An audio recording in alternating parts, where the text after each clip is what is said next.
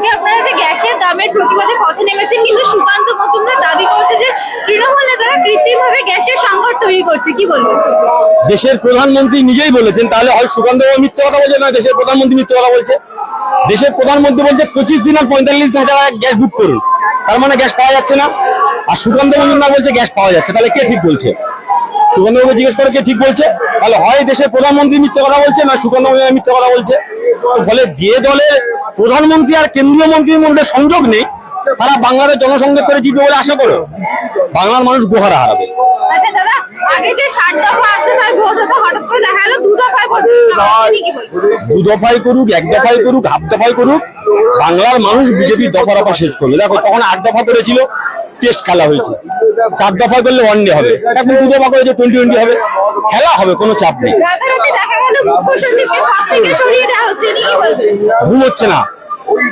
গতকাল মধ্যরাতে মুখ্য সচিবকে বদলি করেছে, তার মানে বোঝা যাচ্ছে নির্বাচন কমিশনের ঘুম উড়ে গেছে। বিজেপিকে জেতানোর আপ্রাণ চেষ্টা করছে, কিন্তু জেতাতে পারছে না। তো সেই ঘুম উড়ে গিয়ে ঘুম হওয়ার কথা করুক, কোনো সমস্যা নেই। যাকে খুশি বদলে করুন, প্রয়োজনে ডোনাল্ডকে পশ্চিমবঙ্গে নিয়ে আসুন, পশ্চিমবঙ্গে বিজেপি জিততে পারবে। আপনি যে বললেন যত ওভারই খেলা হোক না, খেলা হবে, কিন্তু ব্রিগেডের মঞ্চ থেকে মিঠুন চক্রবর্তী বলেছেন তিনি 30 সেকেন্ডে খেলা শেষ করে দেবেন, কি বলবেন? উনি বলেছেন কিনা জানি না। 30 সেকেন্ডে খেলা করলে বাংলা একটা কথা আছে, সেটা বলা উচিত নয়। তার জন্য অনেক ডাক্তারের কাছে যেতে হয়, ওর জন্য বিজ্ঞাপন নিবন্ধন দেয়। মিঠুন চক্রবর্তী বিজ্ঞাপনের কাছে বিজ্ঞাপন থেকে ডাক্তারের কাছে যাবে কিনা জানি না। আচ্ছা, আপনার যে প্রাক্তন দল আমি বলি, সেটা আজকে আজ প্রার্থীদের ঘোষণা করা হয়েছে, বিভাগীয়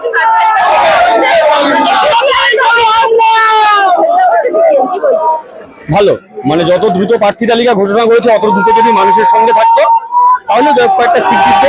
আর দেখুন, আমার ওইটা অতীত, ওই চ্যাপ্টার ক্লোজ। আমার জন্য নতুন চ্যাপ্টার হচ্ছে তৃণমূল কংগ্রেস। সেই তৃণমূল কংগ্রেস তো বলে তৃণমূল কংগ্রেস নতুন ভবিষ্যৎ দেখা যায়। তৃণমূল কংগ্রেস পশ্চিমবঙ্গের পার্টিতে হিউজ মেজরিটি নিয়ে জিতবে।